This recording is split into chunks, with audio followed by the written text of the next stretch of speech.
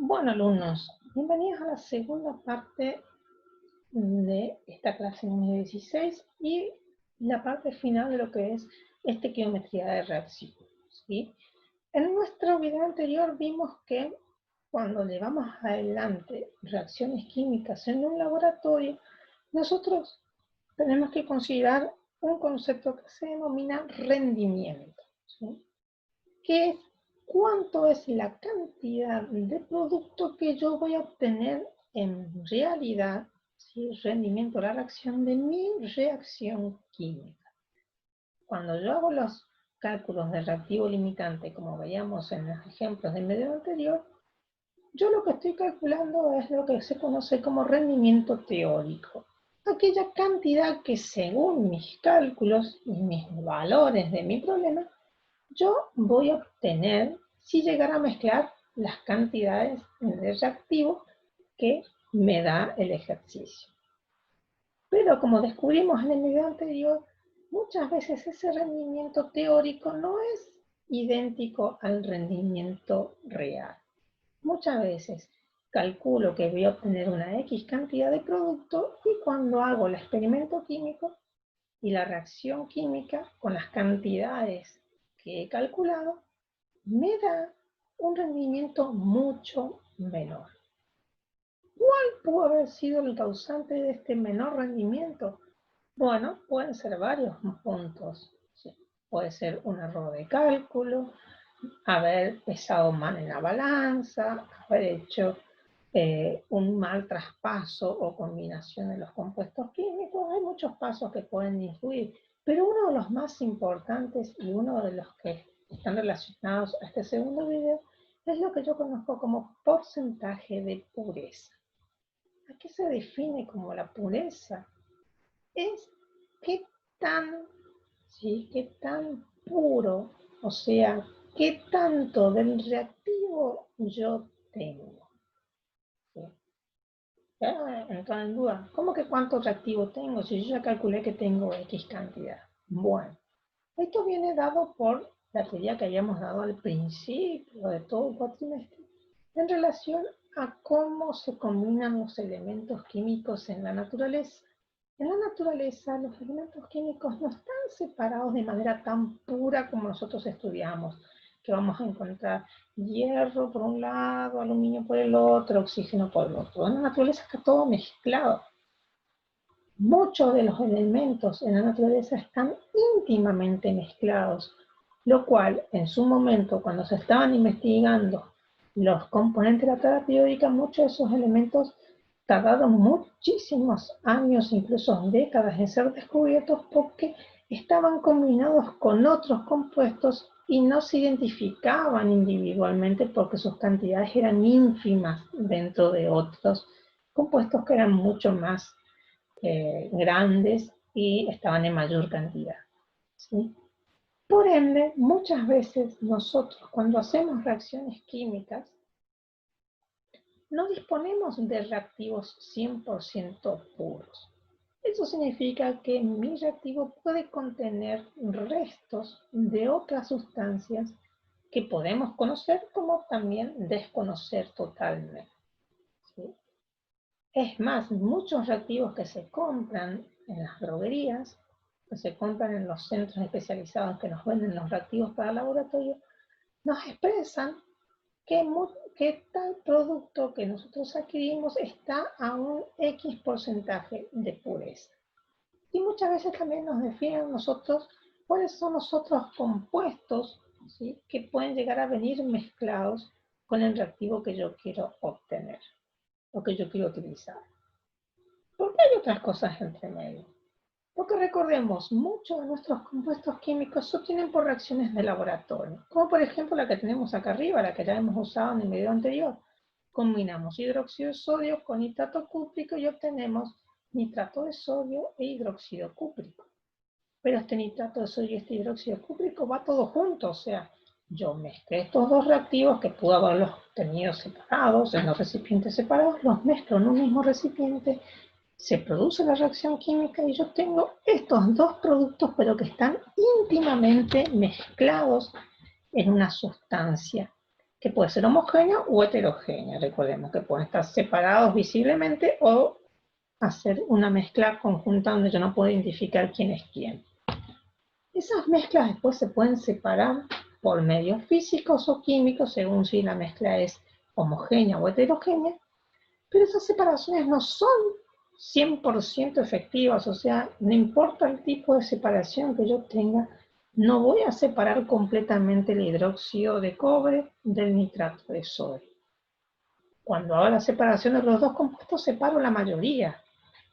Y dentro de esa mayoría puede que haya restos de un reactivo dentro del otro. Eso va a afectar a la pureza de mi reactivo. Entonces, obtengo hidróxido cúprico y nitrato de sodio. Los separo físicamente y los pongo en dos recipientes, pero recordemos, puede haber restos de uno dentro del otro.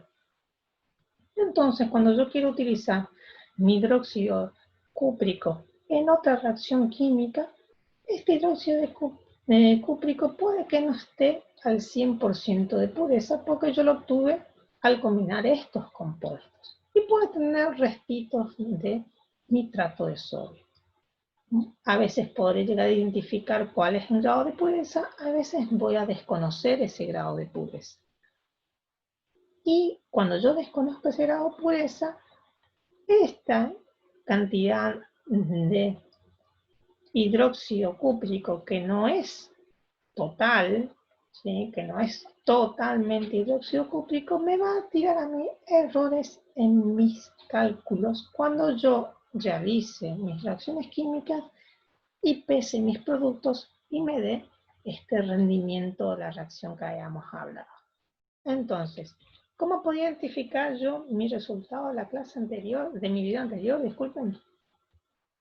Si yo supuestamente, en teoría, mi rendimiento teórico son 48,1 gramos, ¿sí? Que debería ser en 100%, y yo apenas obtuve 38,5, o sea, el 80% de mi rendimiento total, yo podría interpretar que de mis 92,5 gramos de nitrato cúprico, no tenía 92,5, tenía menos, porque ese nitrato cúprico no era 100% puro. Había otro compuesto que yo desconozco, que estaba en una X cantidad y que, como no es justamente nitrato cúprico, no se combinó con el hidróxido de sodio y no me dio el hidróxido cúprico que yo necesitaba.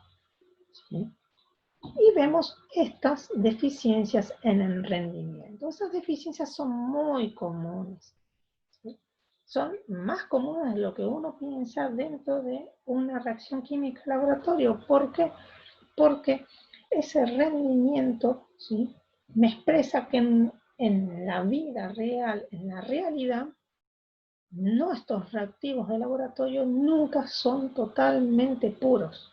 Siempre hay restos de otros compuestos químicos que me van afectando mi rendimiento de reacción. Entonces, ¿todos los cálculos que hacemos están mal? No, lo que nosotros tenemos que saber es que tenemos que tener en cuenta que muchas veces vamos a llevar a cabo experimentos y que vamos a tener ciertos márgenes de errores que se contemplan en relación a esto de la pureza.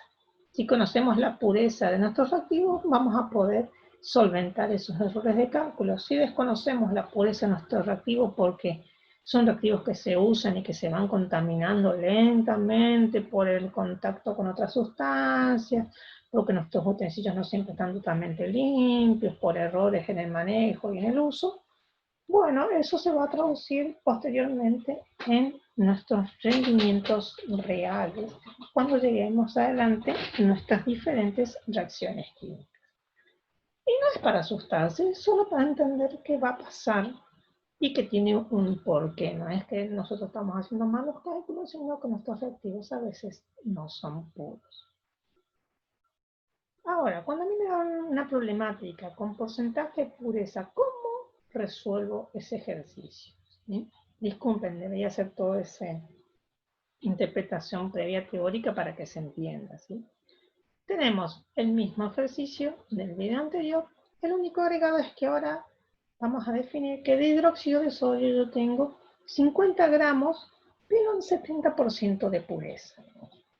¿Eso cómo se entiende? Se entiende que de mis 50 gramos de hidróxido de sodio que voy a utilizar, apenas el 70% es hidróxido de sodio puro. El otro 30% son otros compuestos que capaz no conocemos. En este caso no conocemos cuáles son. No nos interesan tampoco. Yo lo que necesito es saber cuánto hidróxido de sodio en gramos voy a tener realmente para poder trabajar. Por eso antes de cálculo en reactivo limitante se agrega un paso extra cuando tengo porcentajes de pureza de mis reactivos. Yo voy a definir la pureza de mi reactivo, o sea, cuántos gramos de reactivo voy a tener en realidad. Para eso nos vamos a nuestro siguiente espacio. La siguiente fila tenemos ya los datos ya para hacer todo un cálculo rápido. Y definimos 50 gramos de hidróxido de sodio corresponderían a mi 100% si fuera totalmente puro, ¿sí? Pero no es puro completamente. Me dijo que de esos 50 gramos solo el 70% es puro, o sea, 70% corresponde a hidróxido de sodio.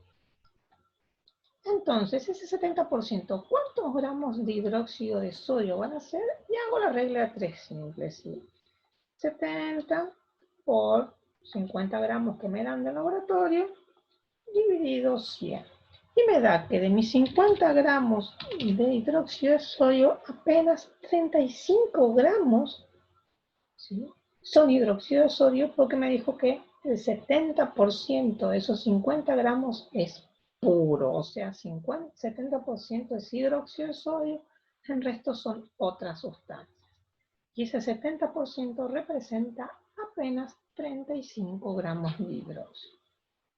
Por ende, cuando vaya a hacer mis cálculos de reactivo limitante, yo voy a utilizar no el 50 gramos que me dan como dato de inicio, sino 35 gramos, porque esos 35 gramos mol representan el 70% de pureza de ese reactivo.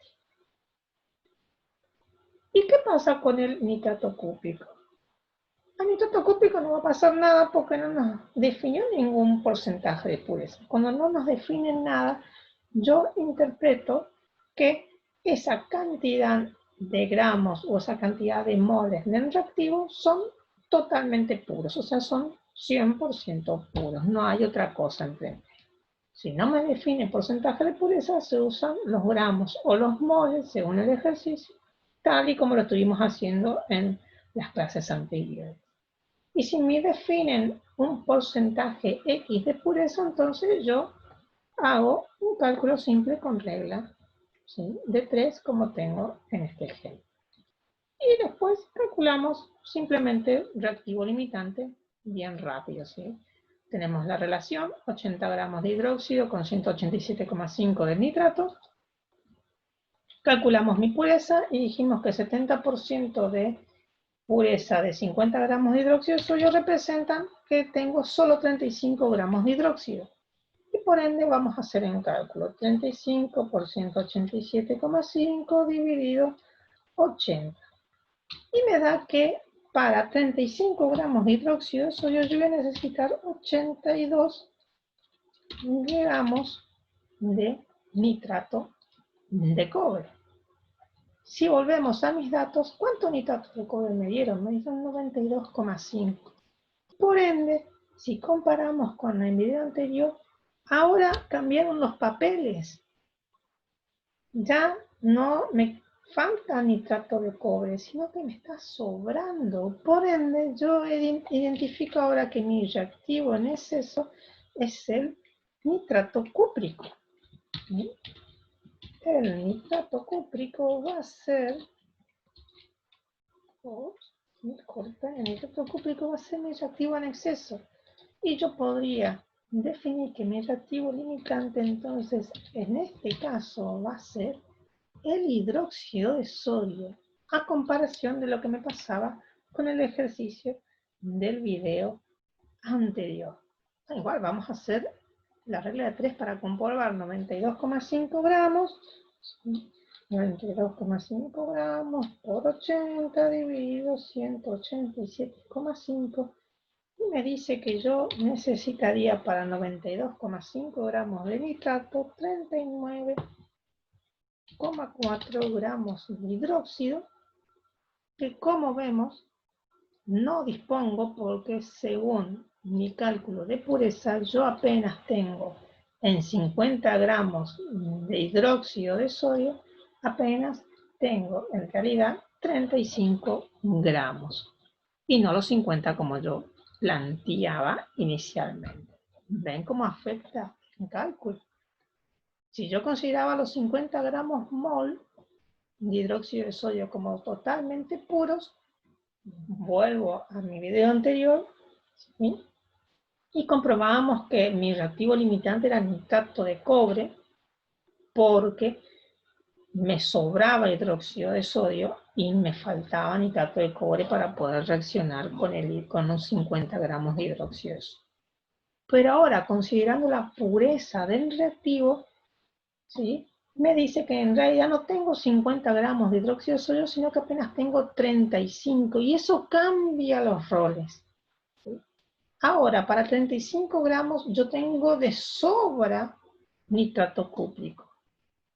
Pero para 92 gramos de nitrato cúprico yo no tengo la suficiente cantidad de hidróxido de sodio. Y entonces mi reactivo limitante cambia y por ende la cantidad de producto que yo voy a obtener va a cambiar también con este nuevo valor. ¿Cuánto va a ser la cantidad de producto que yo voy a obtener? Y bueno, ahora con este cambio dijimos que nuestro reactivo limitante ahora es el hidróxido de sodio, o sea que 80 gramos de hidróxido reaccionan, ¿sí?, con el nitrato cúprico para darme 97,5 gramos de hidróxido cúprico. ¿Y cuánto reactivo tengo? ¿Cuánto hidróxido de sodio tengo? Dijimos que puro apenas tengo 35 gramos. Por ende, voy a obtener la módica suma de 35 por 97,5 dividido 80 y voy a obtener apenas 42,6 gramos mol, ¿sí?, de hidróxido cúprico. Como ven, mi rendimiento es muy diferente al rendimiento que yo obtendría y obtuve con mi cálculo de la vez anterior. Si volvemos atrás, según mi cálculo, mi rendimiento teórico, yo tendría que obtener 48 gramos con 50 gramos de hidróxido de sodio, ¿sí?, porque mi reactivo limitante era nitrato cúprico. Ahora, según mi nuevo cálculo y considerando su grado de pureza, mi rendimiento teórico se transforma en 42 gramos mol. Como ven, hay una diferencia. Si yo no hubiera considerado este porcentaje de pureza por no, ¿sí?, reconocerlo, por no tener concepto del mismo, cuando yo hiciera mi reacción en el laboratorio, en vez de obtener los 48 gramos que calculé, considerando que yo tenía un 100% de pureza en mi hidróxido de sodio, yo apenas iba a tener 42 gramos. Y mi rendimiento iba a ser mucho menor que el que yo estipulé originalmente con mis valores. Ahora, yo considerando mi nivel de pureza, voy a saber que si agrego 50 gramos de hidróxido de sodio, los combino con 92,5 gramos y sabiendo de antemano que mi hidróxido de sodio no es totalmente puro, sino que está al 70% de pureza, yo lo más probable es que obtenga exactamente 42,6 o pegándole por el travesaño 42,6 gramos de hidróxido de cobre. Para eso es importante conocer el porcentaje de pureza. Y como vimos en este ejemplo, y en comparación con el ejemplo en video anterior, la pureza ¿sí? De mi reactivo puede definir y cambiar quién es mi reactivo limitante. Por eso va antes del cálculo de un reactivo limitante, va a definir el porcentaje de pureza, si es que el ejercicio me lo da. Dentro de los ejercicios de la guía de la clase 16 previa a las vacaciones vamos a tener una serie de ejercicios en relación al porcentaje de pureza y al rendimiento teórico y el rendimiento real. Como ven, no nos hemos ido demasiado, le hemos agregado un paso más, pero de todas maneras es bueno poder practicar. Disculpen si hizo largo, la intención era poder abarcar todos los detalles, más en consideración de que posiblemente no tengamos clase de consulta el día viernes. Si ustedes lo solicitan, lo tendremos, si no, nos veremos luego del receso de invierno. Y bueno, ante cualquier cosa, como ya saben, estamos disponibles para que se contacten por WhatsApp o por el aula virtual. Espero que les haya servido, espero que se haya podido comprender, ¿sí?, lo mejor posible y nos estaremos viendo, Dios mediante, en la siguiente clase. Hasta la próxima.